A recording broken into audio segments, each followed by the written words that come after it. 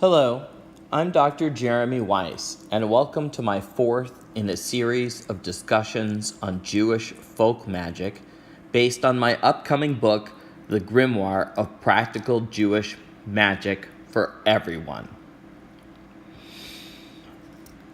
Many people have been asking about amulet or chemia creation. Well, today I will reveal some of my personal favorite methods while creating an amulet intended to open locked gates. While it's intended to open locked gates, it will open pretty much anything. This amulet is part of my tzaddik line and is not for sale.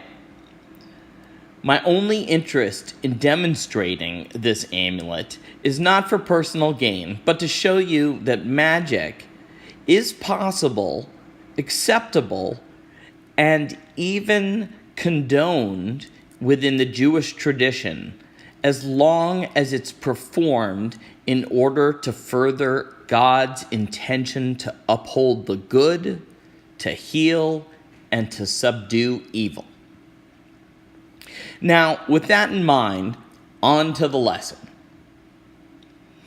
Before creating an amulet, one is directed to say out loud a particular adjuration. Amulets should be created during the times specified in Sefer Raziel. Some of my techniques are proprietary. When amulets are besmoked, they can be besmoked in one of several ways. In this particular case, this amulet is besmoked every night before sunset for about a week. And each night it's washed with running water while whispering the 118th Psalm. If the angels from the Arba de Moshe are used in the amulet, the chemiot should have a particular spell written at the top, which isn't necessary in this particular case. This particular amulet is called the Broken Heart Master Key, and I'll tell you the story that inspired the name.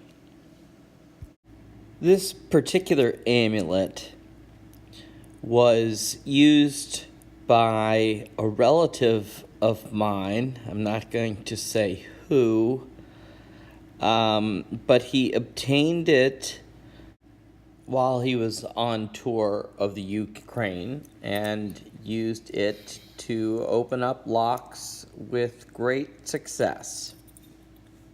There is the story of the Baal Shem Tov, who said to one of his senior disciples that you should blow the shofar on Rosh Hashanah.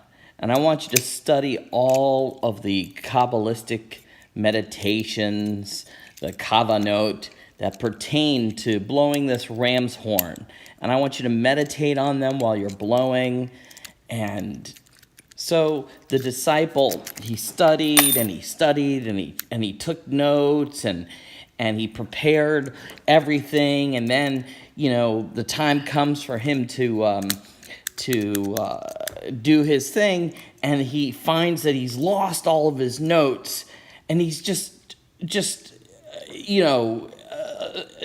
so sad, and he's overcome, and he's incapacitated. He doesn't know what to do, and he goes and he just does the best that he can, and then he sits down and he starts crying, and the Baal Shem Tov comes to him and says, that was the most amazing thing I've ever heard. That was terrific.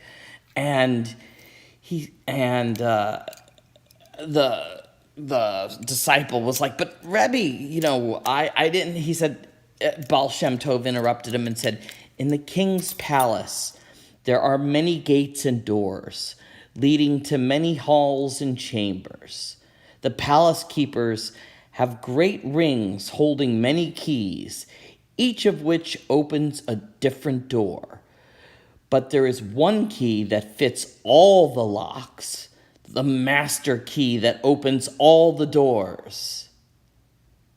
And that master key is a broken heart. And this is why I call this amulet the Broken Heart Master Key. You can find me both on hoodooPsychics.com and at the Association of Independent Readers and Root Workers.